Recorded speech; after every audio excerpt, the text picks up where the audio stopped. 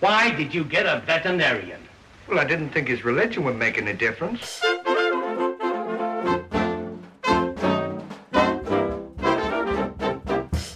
Hello, and welcome to this special edition of the Laurel and Hardy podcast. I'm Patrick Vasey, your host for the next hour, and on today's show, I have the great pleasure of bringing you the inside track on the upcoming Blu-ray release of Laurel and Hardy's 1927 silent shorts. Joining us from Paris to bring us up to date and let us know what we can expect from this long-awaited set is the man behind the painstaking restoration process, Serge Bromberg from Lobster Films. And if this isn't enough to whet your appetite for this release, then nothing will. Before we join Serge, I need to say a massive thank you to the following people who have signed up on Patreon to become patrons of the podcast over the last month. So welcome aboard, and thank yous go to Matthew Cooper, Barry Jones, Dennis Prather, Mark Stanton, Matt Mumper, Kurt Gardner, Randy Scretvet, Gaz Douglas, Cody Regenita, and Graham Whale. So huge thank yous to all of you. Now, all of these patrons now have exclusive access to extra podcasts featuring guests such as the aforementioned Randy Scretvet, in fact, Steve Masser as well, Richard Ban. There's a video episode on there with actor Jeffrey Wiseman. And brand new this month is a Q&A session with today's guest, Serge Bromberg, where patrons had the chance to submit their questions about the new Blu-ray set. And you can also hear which film Serge chose to banish to Bogeyland. Now, if you'd like to get access to this extra content, there are just 2 tiers of membership. For just £3 a month, you could become Just one of the lower elements. And this gets you access to all the library of exclusive content with new posts added each month. Or you could do what most people have been doing and join the higher tier. And that is for just £5 a month, you could join Plum tree, accent on the lamb. And this also gives access to the extra podcasts, but it also entitles you to a gift subscription to the Laurel and Hardy magazine that Russ Babbage and I produce. And also you'll get invitations to submit questions to guest Q&A sessions, as we've done with Serge today. I'm also planning to invite Plumtree members to sit in and watch occasional live podcast recordings too. All the details can be found at patreon.com, that's patreon.com, patreon.com, and when you're on the site, just search Laurel and Hardy podcast, and that's Laurel and ampersand Hardy. Or, of course, you could just click the link in the podcast show notes. Everything raised from the Patreon supporters directly helps to support this podcast, and it really does help to keep us going. And so with all that said, let's pop over to Paris and meet today's special guest.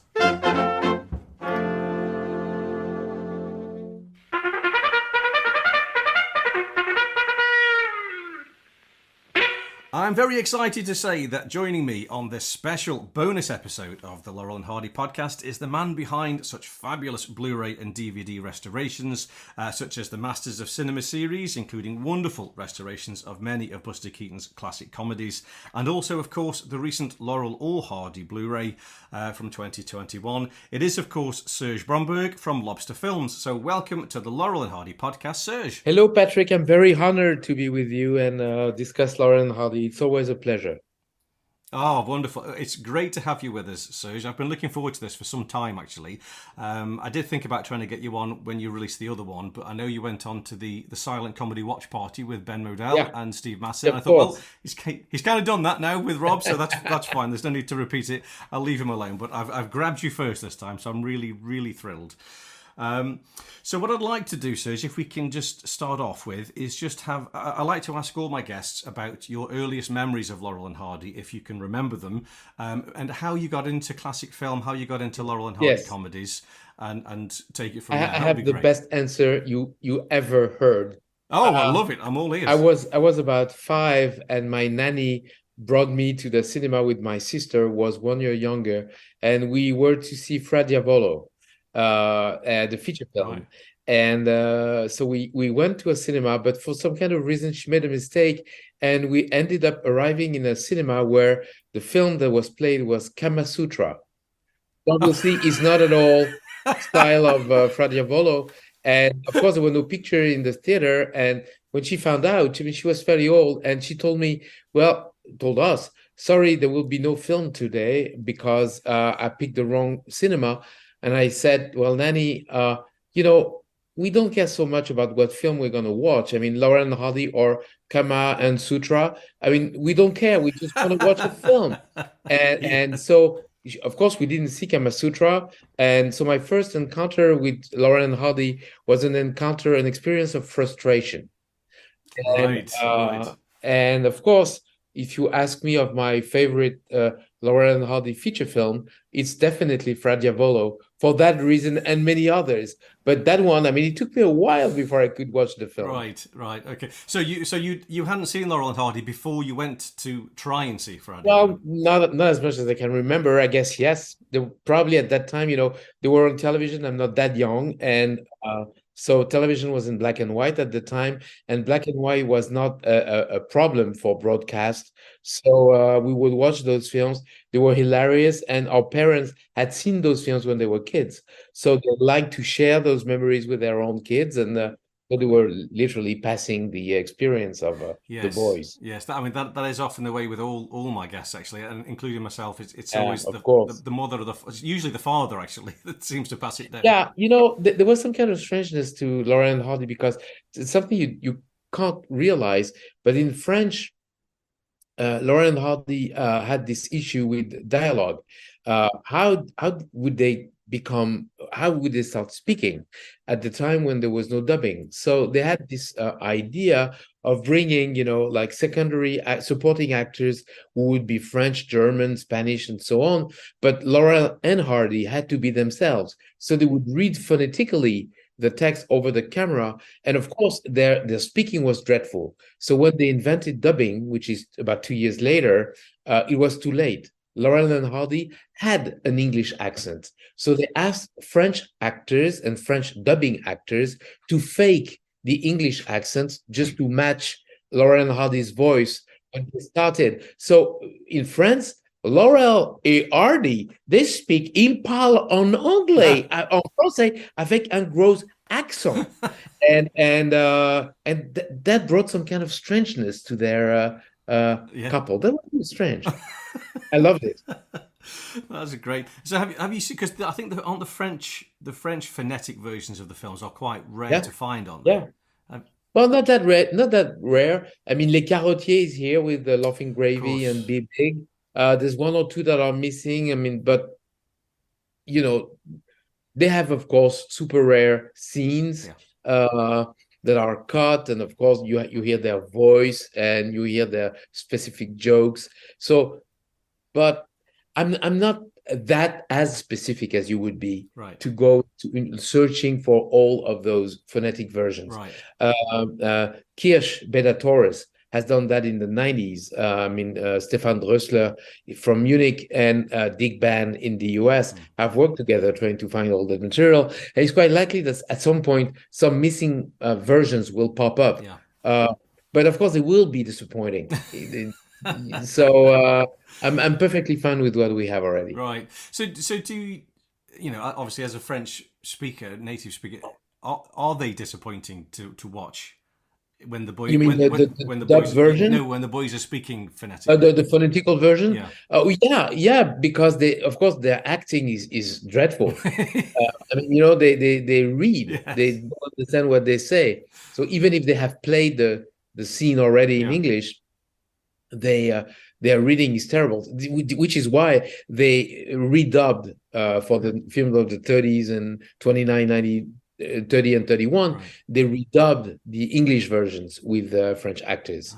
So that after a while, that those versions are the only ones available. That's really interesting, because I know when I've read about the phonetic versions, and Hal Roach was sort of trying to see how they were getting how well received they were.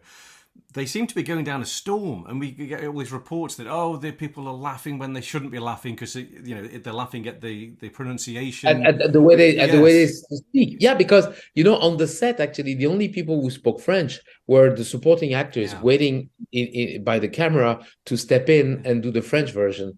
But of course, while they probably did many attempts. And probably Laurel and Hardy were exhausted because they had to do the Italian and German and Spanish and everything. So it must have been quite a quite a feat It's an to incredible achieve. feat. It is. Yeah, Yeah, yeah. absolutely. Yeah. Oh, that's great. Okay, so when did you start to get into film restoration, Serge? How did you sort of realize that was your path? Well, I never got into film restoration really. I mean, I was a collector when I was 10 already because Oh, okay. VHS did not exist, and the only way to watch films was to accumulate Super 8 or 8 or 9.5 material, which is what I did. My parents bought me a few films, and I showed the films to my friends, which brought me some kind of popularity, and especially with the young women. And my name is Alice. Alice. My mother's name was Alice.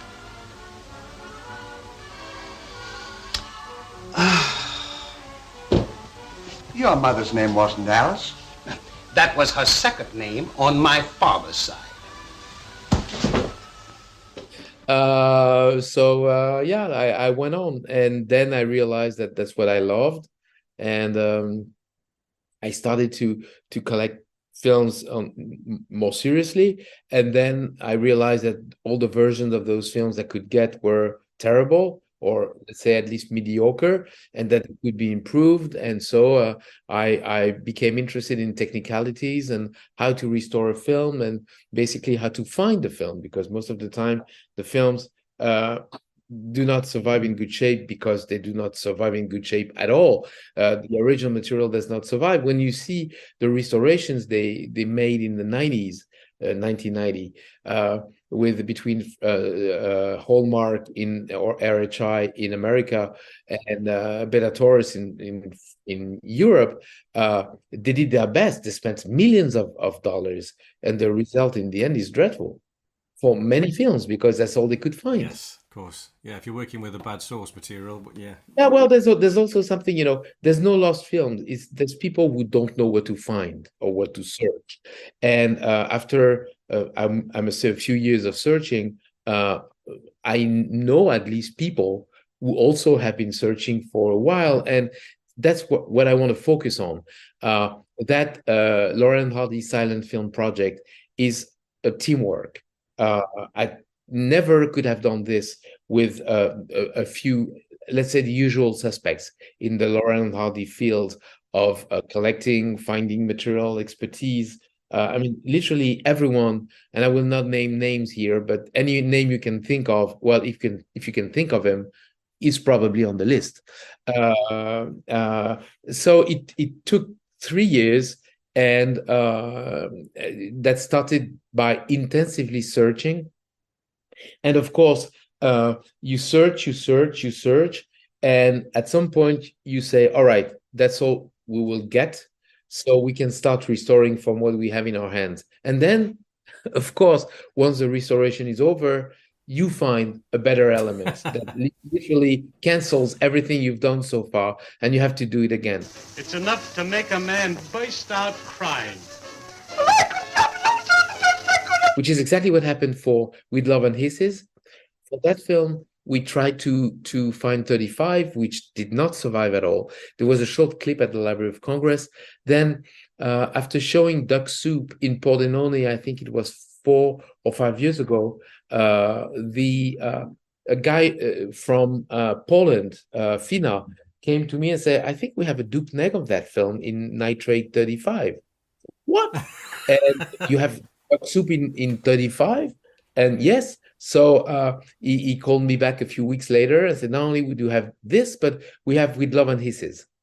All right, we scanned everything in Poland. We brought everything to Paris, and then we restored like crazy. And when we had finished with the dupneg of With Love and Hisses, we realized that, well, shortly before the whole thing was over, a 35 mil nitrate print of much better quality popped up in England, and so we used that, and the result is night and day. You don't believe me. Yes, I don't believe. So that's probably one of the steps of the restoration of a film, is to restore it once, then you realize it was useless, but that one step brings you to the next one, Yes, I've which got is you. Yeah. final restoration. Yes, yeah, it's sort of it flies the flag for the whole project for you, yeah, and attracts more people, of course.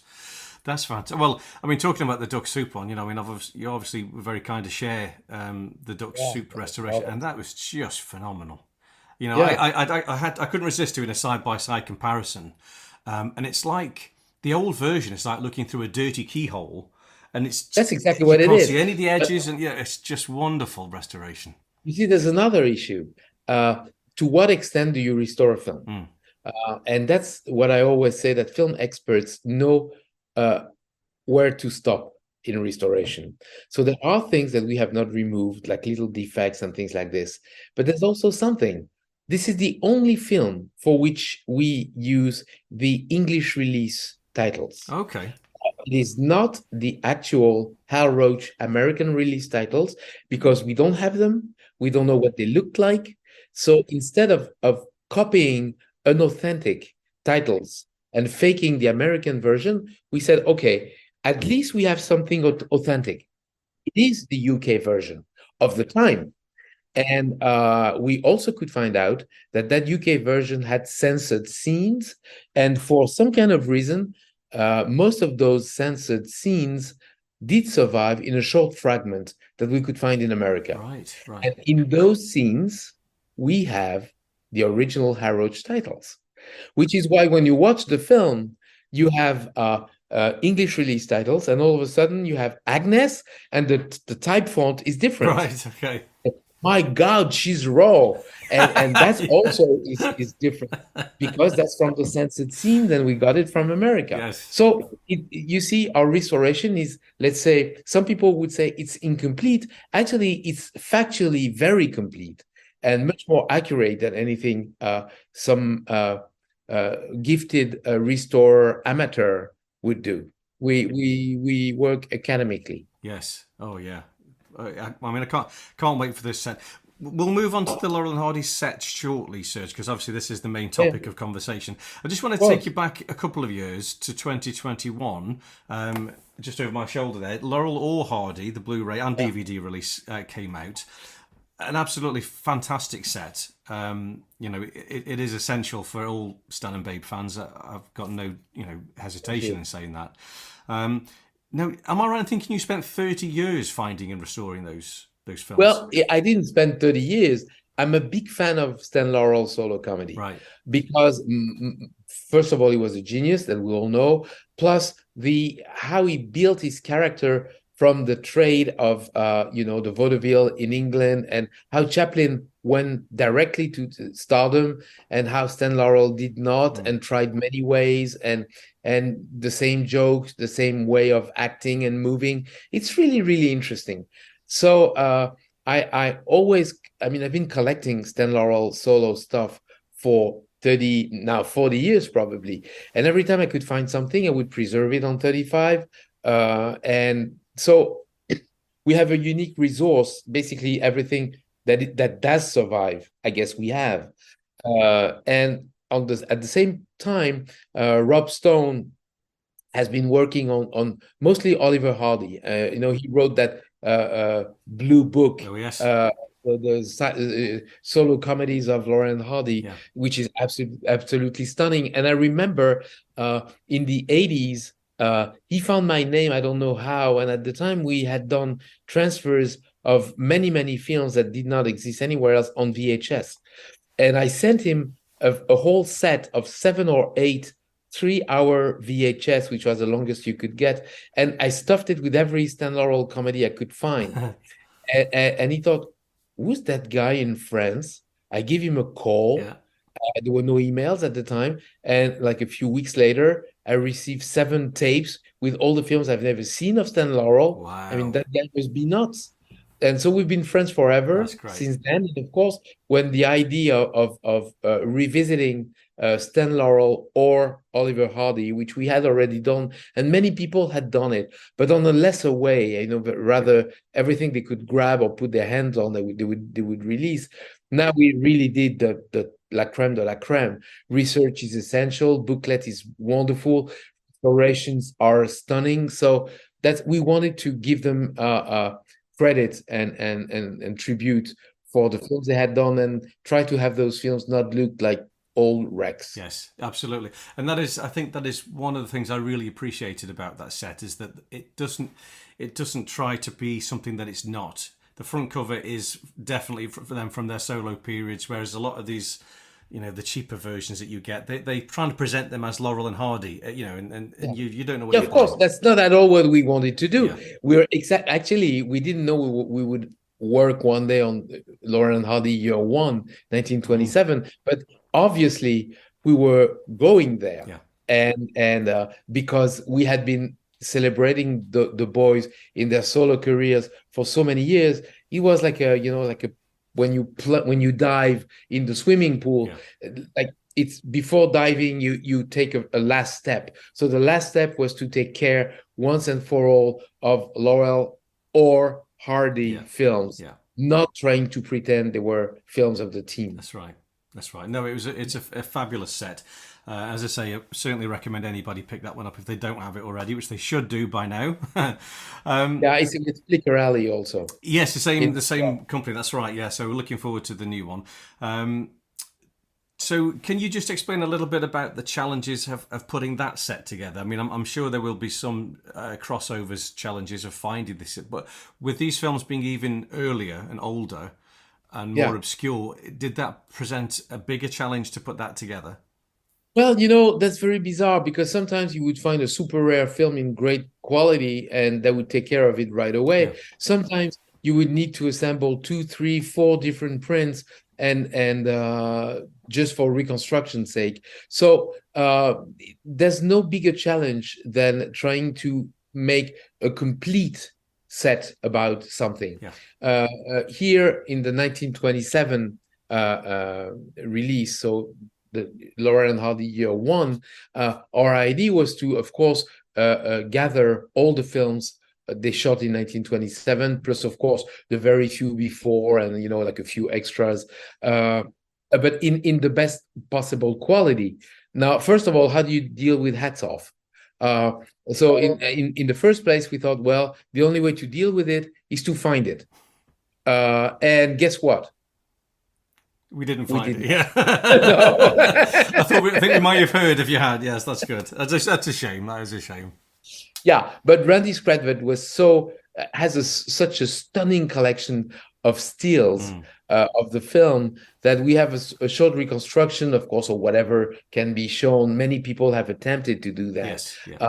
But we have also promo stills. We see all the buses and the posters and the cinemas covered with hats off promotion. I mean, those stills, maybe you know them. I did not, and I love to think that there's something more to discover in 1927, and furthermore, that is quite likely to be a very, very good film. Yes, especially when you think of Music Box. Yeah. So it's really super great, and I'm absolutely sure that I will find hats off, or someone will find hats off at some point. Who would have thought that in 2015 John Marsalis would discover the reel 2 of Battle of the Century? That's right. No one. So is there somewhere. That's good. I mean, one of the questions one of our listeners has sent in is exactly that. Having scoured the globe for all of these films, you do think hats off is going to be found at some point? Well, yeah, I'm optimistic. Yeah. I always say that my favorite discovery is the next one. Yeah. So it's quite possible that the next one will be hats off. Yeah. There's one sure thing. Laurel and Hardy are quite recognizable. I mean, every idiot in any archive will know Laurel and Hardy. So if he will match, check, and everything, and if hats off is somewhere, it will be discovered. Yeah, that's a good point, actually. Yeah, I'm absolutely sure of that. Yeah, fingers crossed. Oh, I hope you're right. I'm going to hold you to that. Yeah.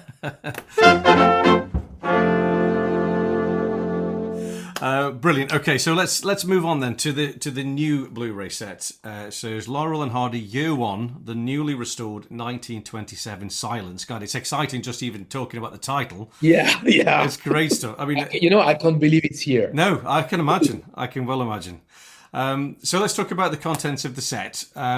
So we're starting with Lucky Dog, 1921. Yes. So we're starting with Lucky Dog. We restored the films from the best elements we could find. It's looking great. It has the opening that we got from Denmark, and it has 1 minute of film that has never been seen before in the middle. Wow. Okay. And that we present in the world premiere. Is that is that inside the dog show? It is inside the dog show. Okay, brilliant. Okay, yeah.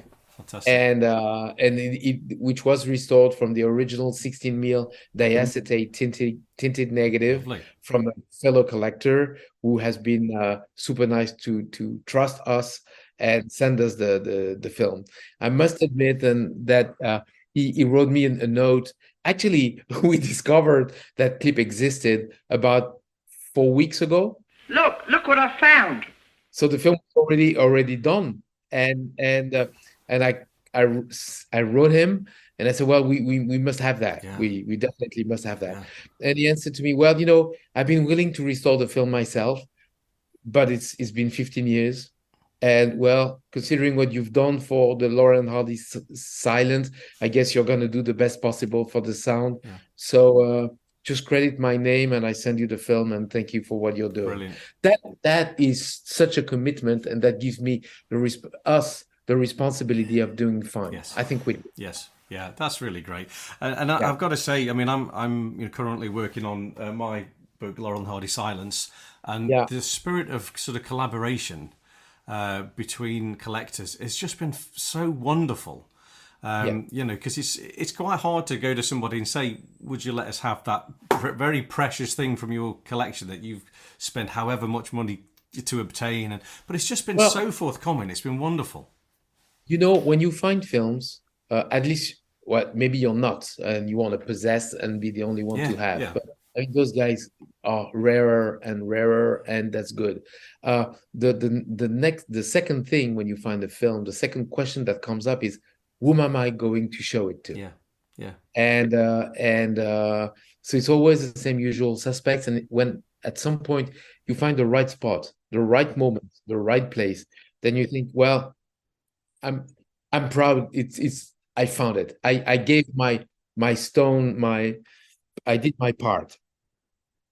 So yes, that's what happened. That's lovely. It's funny. I mean, I was talking to my colleague Russell, and we talk quite a lot about the things that we're putting together, and this book project, and trying to get as much stuff in there to celebrate the silent films, like the lobby cards, the posters, everything, the marketing, anything we can find. We want to put it in there, and you're kind of thinking to yourself, in 20 years' time, what is the interest in Laurel Hardy going to be?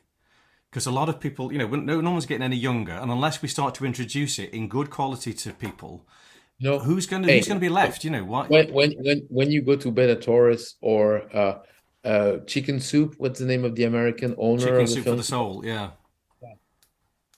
No one knows anything about Laurel Hardy. They don't care, right. And they regard those silent films, our silent black and white stuff. I mean, value is zero. Yeah, it's a shame, isn't it? So that's what happens all the time. Yeah. I mean, big artists become forgotten, and then they come back, and then all of a sudden they become eternal. Yeah. Buster Keaton has had its days of eclipse, and then Rohauer came back, and even if he was a crook, at least he gave a good end of life to Buster. Yes. And there's something else. When you think of Charlie Chaplin, he had the opportunity of buying the SNA and Mutual comedies that he had produced. Yeah. And he didn't buy them. I mean, he had mountains of money. He was like doing this, but he didn't buy them. Why? Because he thought they were old, disposable, old-fashioned. Yeah.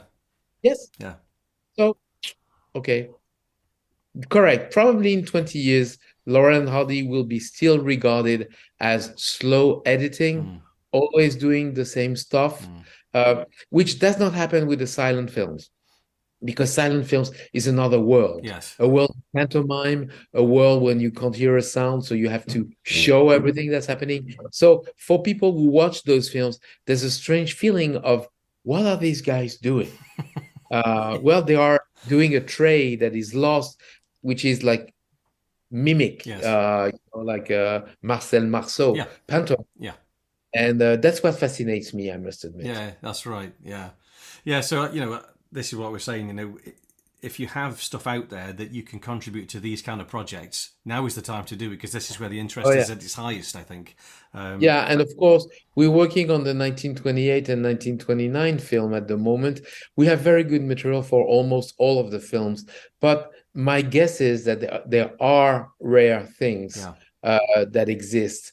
I would like to, I must say I have not tried yet, but to put my hands on the amateur stuff shot on the golf course of Should Married Men Go Home? Yes, yeah. So that, I think that's on YouTube. Yes, it is, and I would like to show good quality material on that. I mean, the YouTube thing is post is ugly, and we could do much better. And I mean, the idea of being with the boys on the shooting, wow. Yeah, that would be a great extra, wouldn't it? Actually, for that set, yeah, it would be. Yeah. That would be great.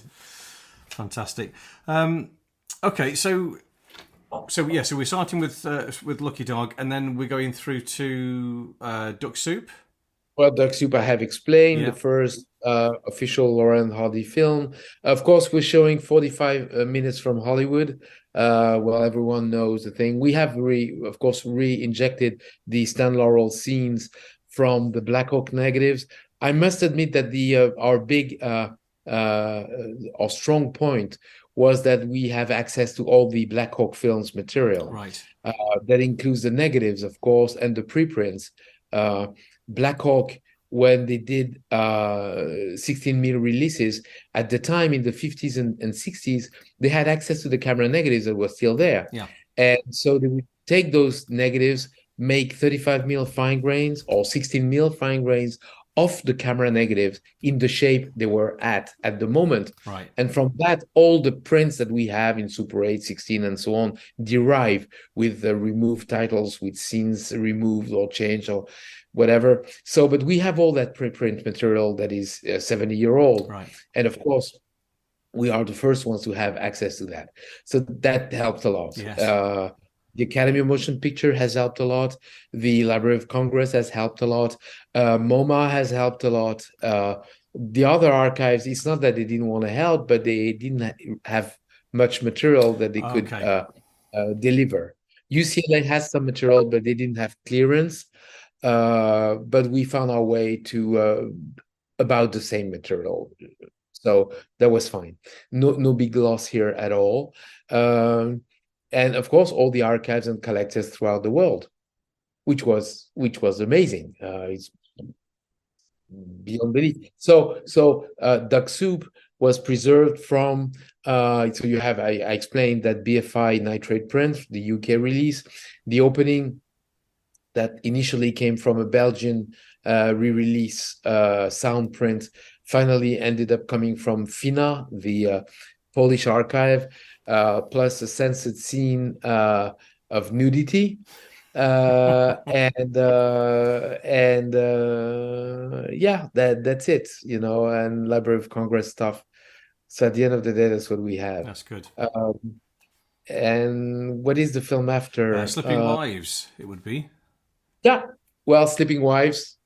Not my favorite film, very primitive in the relationship with Laurel Hardy, but the quality is stunning. We managed to find a French re-release title with the soundtrack that we include in the DVD set, but in the Blu-ray set. But sorry, but the sharpness of the image is stunning. Great. And it's so sharp.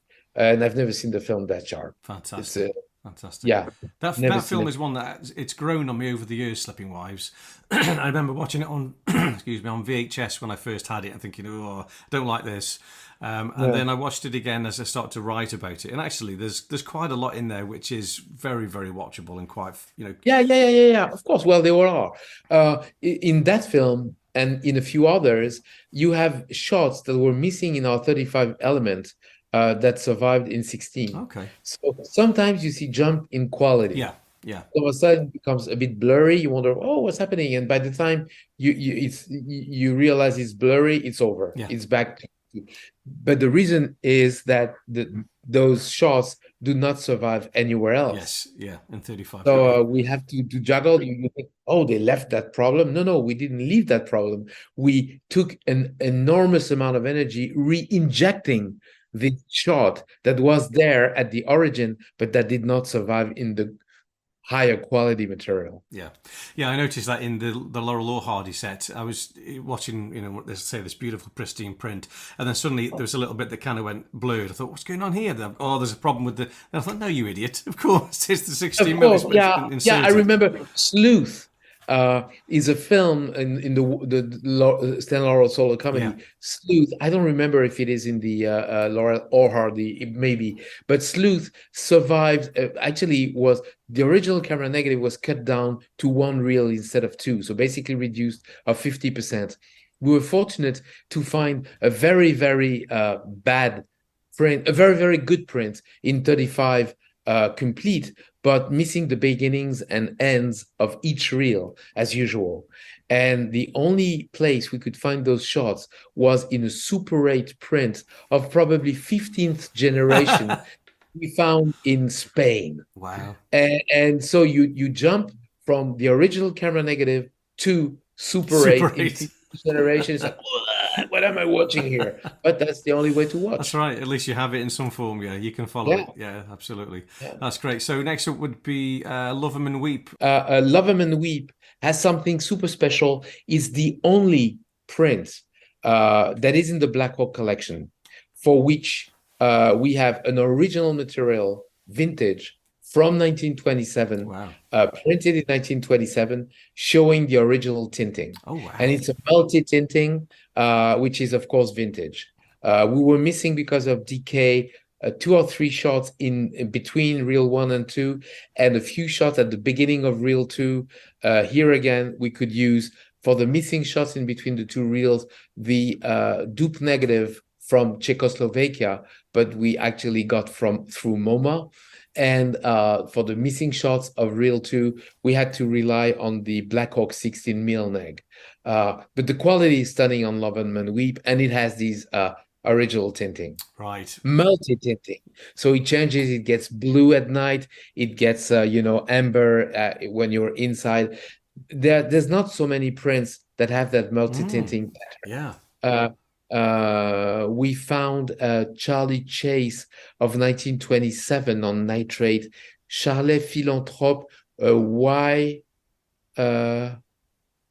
I can't remember the original title. Anyway, same thing. It was multi-tinted, but otherwise I've only seen like globally amber tinted, which is basically black and white with a tone or a tint, but that will be global. Yes.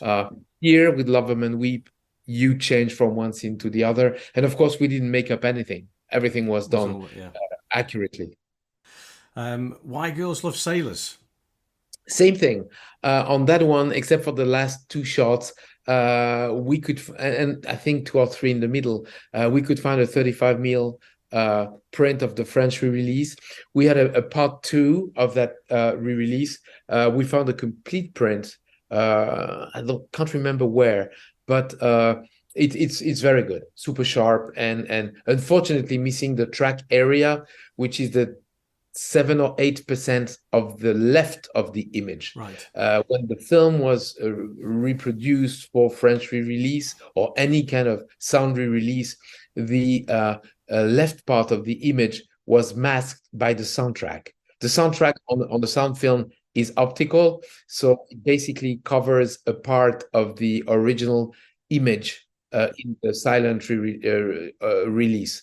So basically, you have a great quality, but the image is more square. And the reason the image is more square is that the rectangle is missing the left part. Gotcha. We've just mentioned this one, With Love and Hisses, which does look absolutely stunning. Yeah.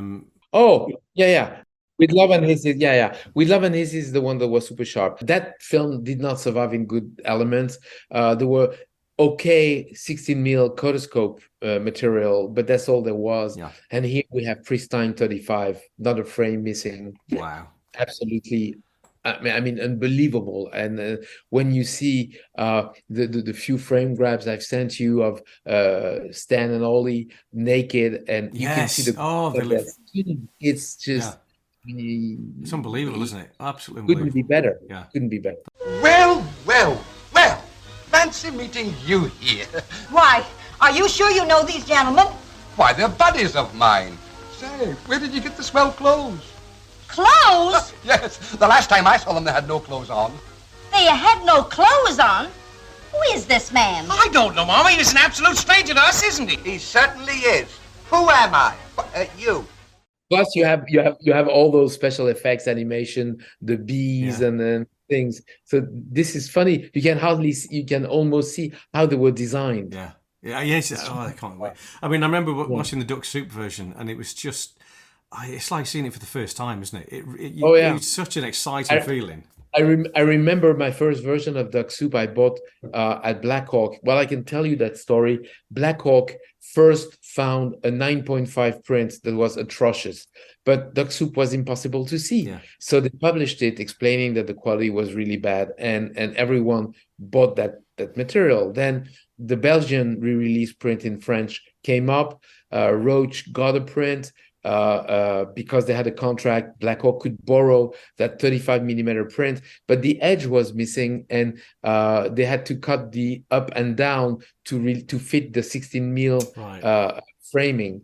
So at the end of the day, it was a French print turned to America with missing parts of the image and missing scenes and everything. So it was much better, but still not watchable. Yes. That's the thing with new technologies and friendship between archives and collectors. Now we can get back to the original stuff and do the thing right. That's fantastic. Big question on With Love and Hisses. Are we able to see who threw that pie into Finlayson's face? Or can you still see the hand, though? Because that's really important. We can see it, but I don't know who sent it. Okay, what have we got next? Sugar Daddies would be next. Sugar Daddies is a very funny film that comes from 35 also. Right. I think it comes from a fine grain made from the camera negative, but in a very cheap way, not cleaning and nothing. So there's a lot of scratches that we had to remove digitally, right. But otherwise the quality of the film is absolutely stunning. That's great. Very sharp. Ah, lovely. Now the next one I'm really looking forward to seeing is one of my favourites of the pre-team films, Sailors Beware. Yeah. Sailors Beware is a rare case where we had 35 and 16, and we used only the 16 material because it was sharper. Okay. And the image was more complete. So yes, use Sailors Beware from 16. Wonderful. What else have we got? And it doesn't show up. The Second 100 Years. Now, is that multi-tinted? Yes, it is multi-tinted, but for this one, we didn't have an original multi-tinted print. Right. Our two sources, or three sources, or four sources are three. We had Robert Youngson reduction print he made in 1957 that we got through John. We had the camera negative reduction fine grain in the Black Hawk collection, right.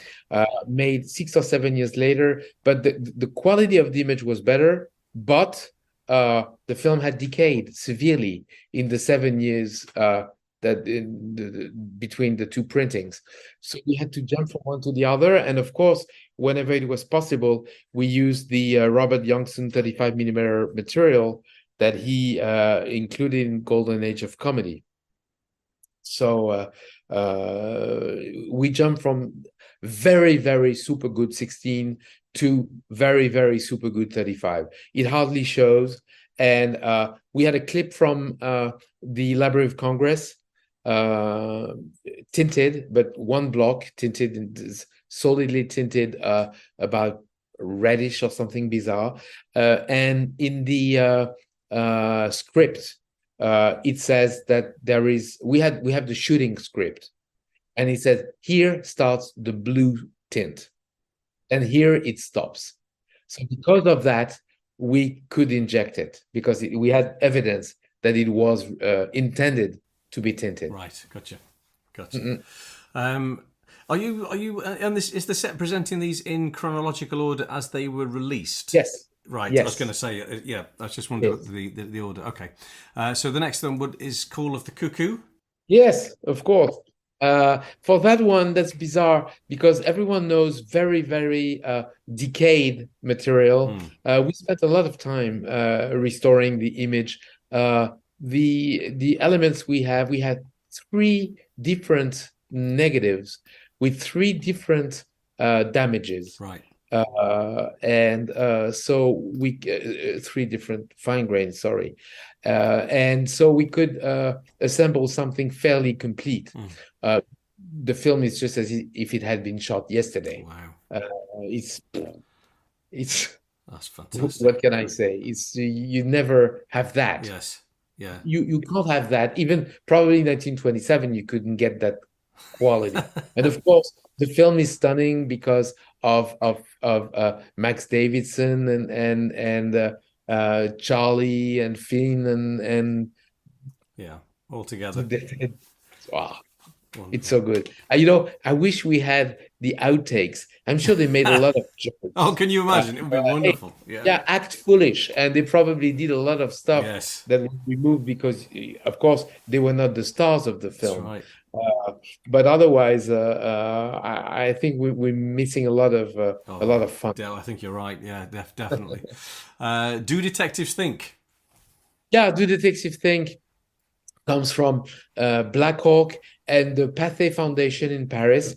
They had a complete print, totally amber, nitrate, which was actually the preprint for the 9.5 release. So they used an original 35mm print, and they included French titles, and then they made a reduction printing 9.5 negative. Right. And they retained that original 35mm print that we could use. Brilliant. The problem is that the entire reel 2 was covered with 3 or 4 vertical white lines that we couldn't remove digitally. And we were very fortunate that in the Black Hawk collection, for some kind of reason, there's a dupe negative only of reel 2.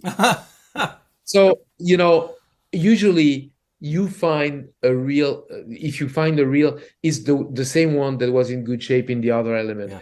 In this case, they 2 matched and assembled perfectly. Fantastic. So you were fortunate. Yes. And there's one little thing. There's one scene where who's the actress? I don't remember. It's Viola Richard. Maybe. Why do I have in mind that it's Vivian Auckland? Okay, well, anyway, you're right. And she stands up and goes to the door, and that shot is missing in our element. That's right, yeah. And it's very short. It's maybe 3 seconds. Yes. We found a terrible quality element of that. Right. But the French material was missing it. The American negative was missing it. Every Codoscope stuff we could find was missing it. So at the end of the day, we thought, oh, well, it's so minor and it would be so distracting. Right. And it's so unimportant that at the end of the day, we just shouldn't put it. leave it. And we even thought, well, let's do an extra with those 3 seconds. But who cares? Yeah. It's so unimportant. That's fair enough. We could get on board with that. Okay, so we got Putty Pants on Philip, a big favourite. Yes, of course. Putting Pants on Phillips comes from same thing. Both 16mm Black Hawk negative, 16mm reduction print from Youngson and John Marsalis. And with those 2, you have all the scenes super complete, all the original titles. I mean, we basically have how the negative looked in 1956. Right.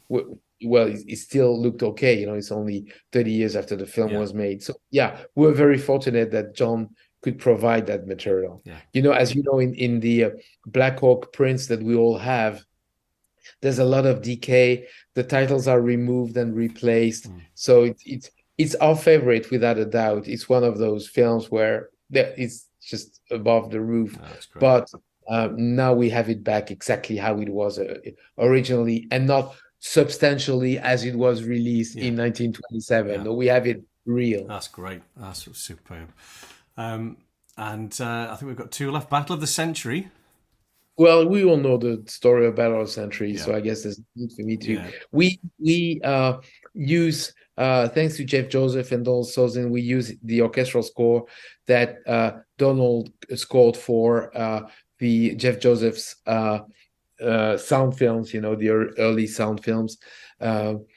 Jeff was super elegant. We had lunch 2 days ago in Paris, and I live in Paris, so that's the reason why. And he said, you know, you're gonna do the silence, I'm gonna do the sound, but for Battle of the Century, this I can't help it. Yeah. I must include it in the set, which was absolutely fine. So we did our own restoration with the same, based on the same material. We changed one or two things in the titles in between with the Eugene palette Oh, entrance. yes. Yeah. Theme, because the problem is we have only two stills, and with those two stills you cannot reconstruct the scenes as it was intended to be. Yes. So you have to basically summarize it, and so we found a different way of summarizing it, but it's just reconstruction. Yeah.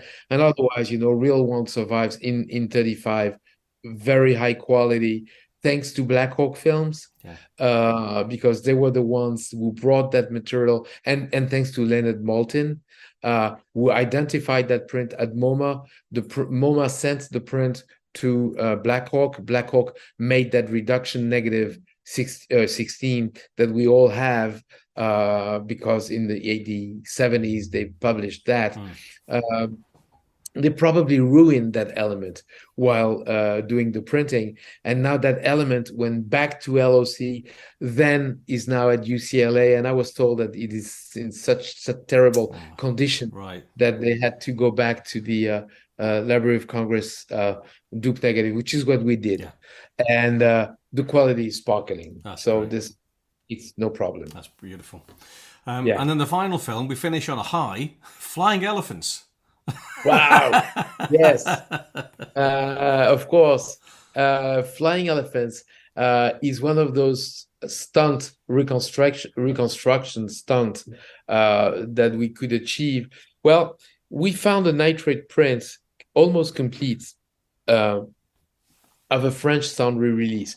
So it had the left part of the image missing. The titles were in French, and Michael Agee, when he did his Lost Films of Laurel Hardy, borrowed that element, and we let it go, but only with a little logo on the bottom right. And it's funny to see that every copy on YouTube has either this logo or a bigger logo that covers our logo. But of course, there's no way to remove our logo. Yes. So now, in this case, we were very fortunate that we could, first of all, scan in a much better quality than nitrate, which covers most of Real One. Then Jeff Joseph and the PHI Packet Humanities Institute had a fragment on nitrate tinted of Real One and part of Real Two, and you know. It may seem ridiculous, but I realized that in the Black Hawk collection there was a Real 2 of Flying Elephants that said dupe negative 16, and there was a line, this may be actually 35. You should check.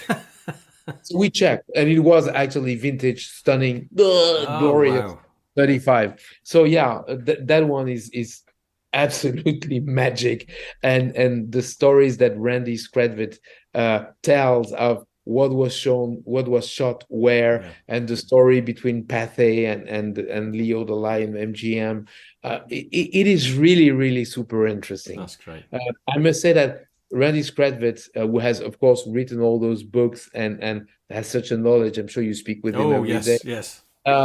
Has offered us a commentary track continuous on all the films, and it's stunning and amazing. Such a knowledge, such an enthusiasm, and such a charm that it gives to the film. It lifts the film for the those who want to know more. Right. You know, Yeah. if you want to turn it off, of course you turn it off. But the commentary tracks of Randy are stunning. That's fabulous. No, he is absolutely. Well, he's unique, isn't he, Randy? He's fantastic. Oh yeah. He's been a guest on usually on our on the podcast. Each episode looks at a particular film, and I'm covering all the films in chronological order as they were filmed rather than released.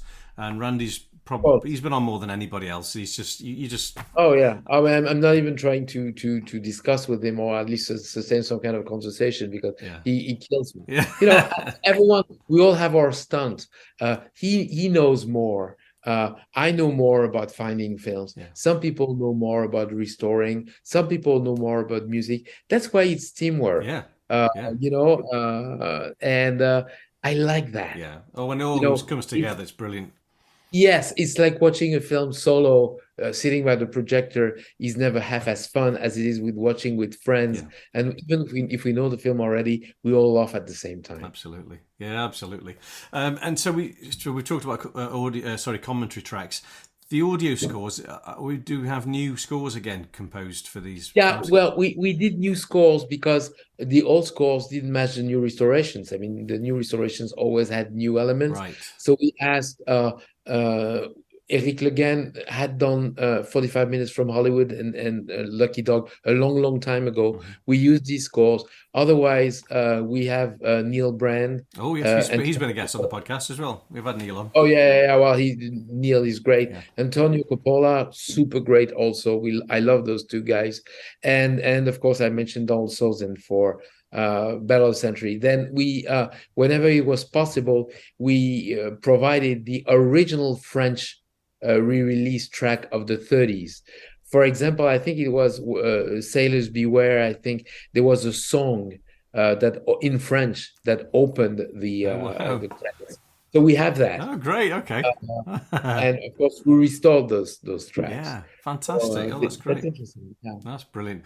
So, how long have you been working on this project, Serge? Well, forever, I must admit, because every time I would watch a film with Laurel Hardy, I would consider it being part of my life. Yeah. Now we really work actively. We've been working actively for 3 years.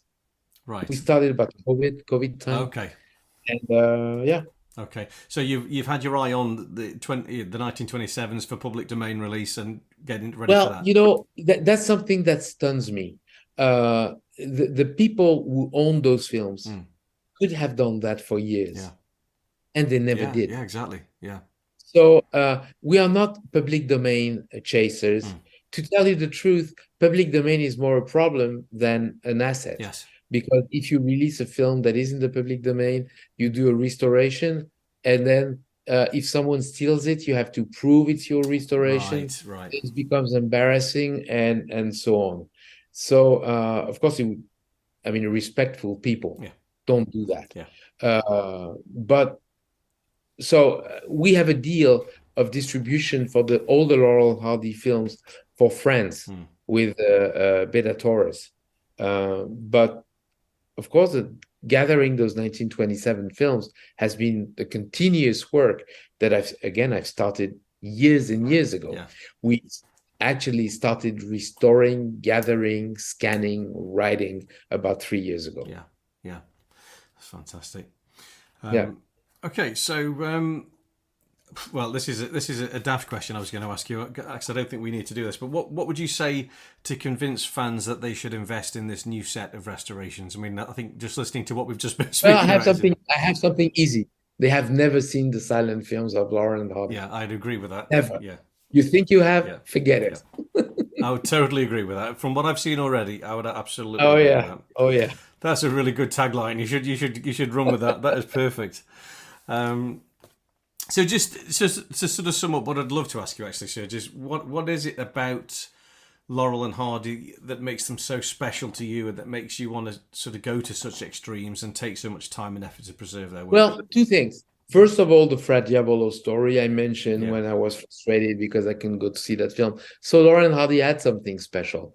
And then I must admit that because I love the boys and I wanted to see them, but there was no Super 8 films available except in the US Right.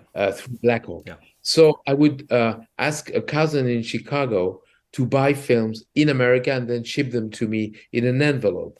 And so every Christmas and every birthday, I would pay and have my print of mostly Black Hawk stuff and mostly Laurel and Hardy. Right. So that's why they are so special to me, you know. Yeah. And I ended up having all of them in good quality, good Super 8 prints, then 16, then blah blah blah, Right. then French dubbed, and so you know it's a bit naive. It's part of my childhood, and again, it has Stan Laurel, who's so talented and so inventive, especially in the silence. Yeah. I mean, the silent films are probably the most important films they've ever made. Yeah. And when you think of Bratz, which is basically a silent film, Yes. Yeah. except for the singing of Oliver when he tries to sing that lullaby. Yeah. Otherwise, it's the perfect film, Yeah. and it's silent. Yeah, absolutely. It's a good point that as well, Serge, and I do think that all that we've talked about with the silent films and with your set in my book that's coming out, the silent films have really been neglected for so long. Totally. And also, And they are really the best part. yeah, They are that's the- right. They are, as you just said, they are so important to Laurel and Hardy as a team. That's where they were created. That's where they were born. That's where they developed to become. And that's why they were the more creative. Yeah. Because they didn't have to deal with the sound. Yeah. They didn't, and sound all of a sudden it became cheap. Yeah. They were always in their home with Wi-Fi and everything. That's right. Yeah. That's dull. Yeah, yeah, absolutely right. So it's just it's really wonderful to be able to, to shine a light on these films and to bang a gong and say, look, everybody, because I know there are so many. I've said this before. There are so many fans out there. I've seen the comments on social media that they don't give the silent films a second glance. They won't even bother to give them a first glance in some instances because they just think, oh, silent comedies, waste of time. And they say they are Laurel and Hardy lovers. Yeah, or that's special. right. Yeah, that's right. That's right. But so I'm really, really hopeful that by having this new set, as you say, if you haven't seen, well, you haven't seen this yet, but when you have, this is when you will actually appreciate. Yeah, I think these it'll be films. released in the US at the end of July. Okay, good. Yeah. We're not in the printing yet. I still have to proof check one or two things. Yeah. That's And fantastic. the world premiere of 3 films will be in the San Francisco Silent Film Festival. Oh, great. Okay. That's wonderful. Okay, brilliant. So do you want to just give a shout as to where people can actually go to order the Blu-ray set, Serge? Well, Flickr Alley, or wait for a local publisher. But I guess they are available at flickralley.com. That's probably where they are. It's called Laurel and Hardy Year 1, 1927. And if they have found the Laurel or Hardy DVD, that's the same place they can find the Laurel and Hardy Year 1. My order is in. It was in on the opening day, I think. As soon as it was released, that was it. My pre-order was in. So Thank you, Patrick. Cannot Thank wait. you. Cannot wait. No, before I let you go, Serge, there is one question that I have to ask you. I ask all guests, and that is the atoll question. So you are about to be stranded on a deserted atoll, but you are being allowed to take with you 4 Laurel and Hardy related items with you. The first is a silent short, the second is a talkie short, the third is a feature film, and the fourth is a Laurel and Hardy related book. So can you give us your choices and give us an explanation why you're keeping them, please? Yes. Okay. The first, the silent short would probably be Battle of Century. Okay. That's nothing very special here, but because it goes beyond Laurel and Hardy, it has all the routine, the timing, and everything. Oh, let me tell you a short story about this. When John identified the second reel of Battle, I knew it was a film by heart. He sent it to me in France, and I received it, and God, this is real too. And I had the scanner at Lobster, so I put the film on the scanner just by myself, just to watch it. And I watched the film, and it's dreadful. It was so bad, Right. not a laugh. And I thought, why are they doing this? How could they find that funny? but it was too late. The ball had started rolling, and the film was already planned for Telluride world premiere. Wow. And in 2015, and I had accepted to play it. And here I arrive in Telluride, and of course these guys don't know that the film is dreadful. You have David Pierce, Brad Bird, Spielberg, Leonard Maltin. I mean, the usual crowd of Telluride attending the last Laurel Hardy film that they had all ever wanted to see. Yeah. And I start the screening and I start playing, and actually I realized while as the screening was in progress, that what was missing, the ingredient that was missing when I was watching the film, was the audience. Right. The timing is made to match perfectly the laughters of the audience. So give them time, Right. laugh, and then bounce on the next joke. And it's like a chair where you have only two pods. It falls. If you have a third pod, then it stands. And so, yeah, that's the films with which I've learned the most. Yeah, that's interesting. And they do, we've said it, and a lot of the guests say it, when you see these films with an audience, they transform. It blows the roof. Yeah, absolutely. That's very interesting. That's a great answer. Great answer. So for your talkie short, A Brat. Oh, Brat. Because it's a silent short. and I must admit that I love Brats because, first of all, that's the first film I got in Super 8. Right. So I've watched it about 5,000 times. And I was stunned when I watched the version that Jeff Joseph and Kit Parker released, because what I knew and what I thought was the actual track was actually the re-release track produced by Charlie Tarbox, right, for classic films or film classics. But Jeff could find the original track, which is completely different. Right. And that's super bizarre because I actually prefer the re-release track, just because that's the one I have been raised on. Yes, yeah. I'm used to. Gotcha. So that's very interesting. And that film, I mean, Laurel Hardy being the kids and the fathers staying at home and doing all kinds of nonsense. It's I love them. If you brats don't get to bed, I'll break your necks. Don't talk to them like that. Treat them with kindness. You'll get more out of them. Remember the old adage. You can lead a horse to water, but a pencil must be lead. I guess you are right. Now listen. The first one undressed and to bed gets that nickel. Got one of my favourite gags of all time with the roller skates down the Of stairs. course, when he goes down the stairs. See what a little bit of kindness will do? You're right. A little kindness goes a long way.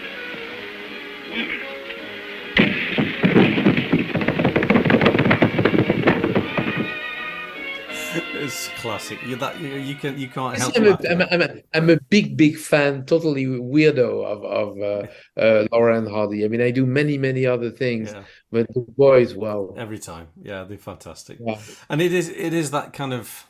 It always sounds silly to say, but it's that relationship you feel you have with them. You know, if you've had a bad day, you put the boys on and you feel like you're with friends and everything's okay with the world again. But that's the reason I also understand that the young kids do not relate with Laurel Hardy because they have never been introduced. Yeah, my two young boys love them.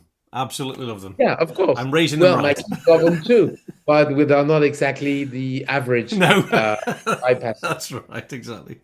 Exactly. Well, I was the weird kid at school, so they can be the weird kids at school as well. Okay. Okay, and I think we know the answer to the next one. Your feature film. On yonder rock reclining, Diavolo.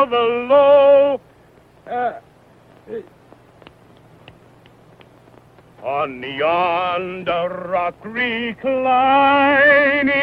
Diavolo, the bandit stands.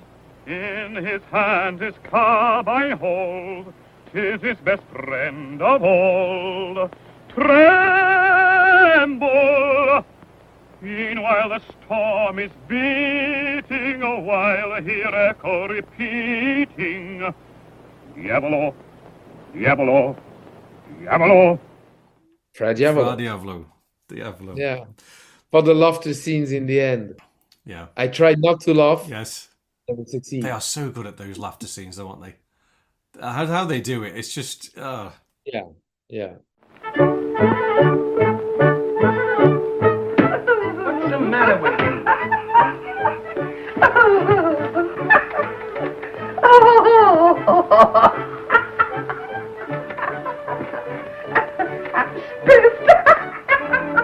You want everybody to know it? Now brace up.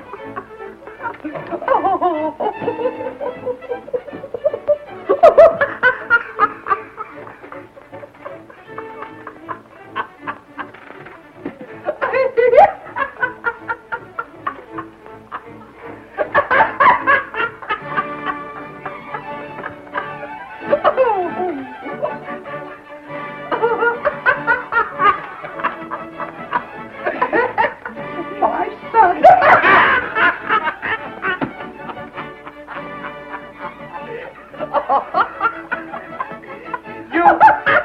You were gonna have me stopped.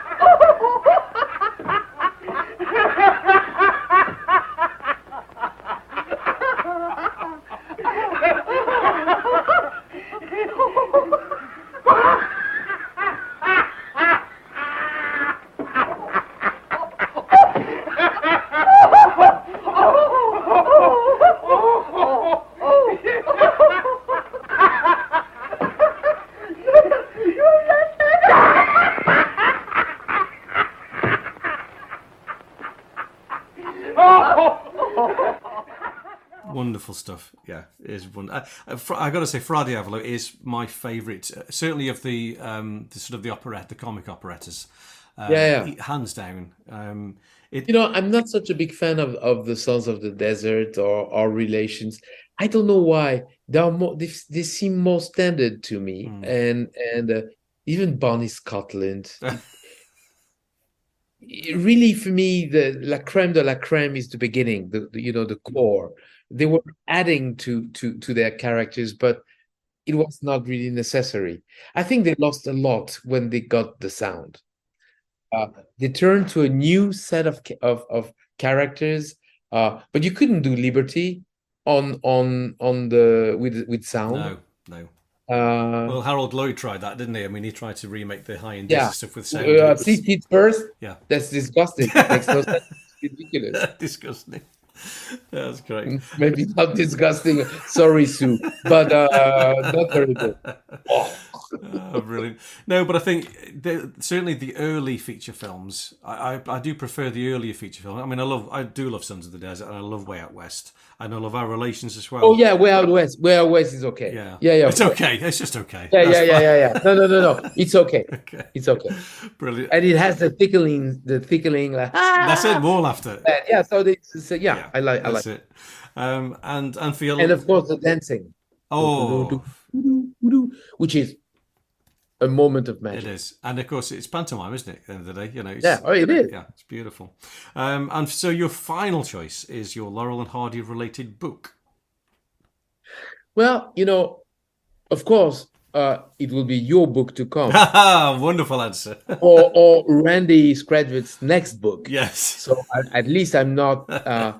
But yeah, there's one book I would like to bring also. That will make three. Is the French release by Henri Verrier of the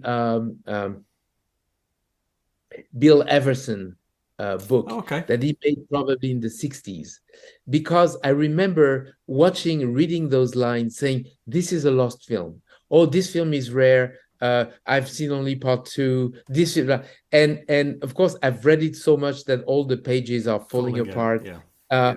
And it makes me think of how much work has been done in 60 years and how Bill Everson would be proud of what we all have done together for the boys. Oh, what a great answer. What a great answer. I'm tearing up. Brilliant. No, that's fantastic, Serge. Thank you so much for that. And that is it. So that's all the questions that I have for you. Okay. I'm going to let you go and have a little bit of a rest. Thank you very much. I'm going to dinner. It's been absolutely wonderful. So thank you so much for joining us, Serge. Thank you, Patrick. Bon courage with your book. Thank you so much. And thanks for your interest. And again, if someone has special stuff on 1928 or 1929 film, we're in production of the next year 2. Yes. And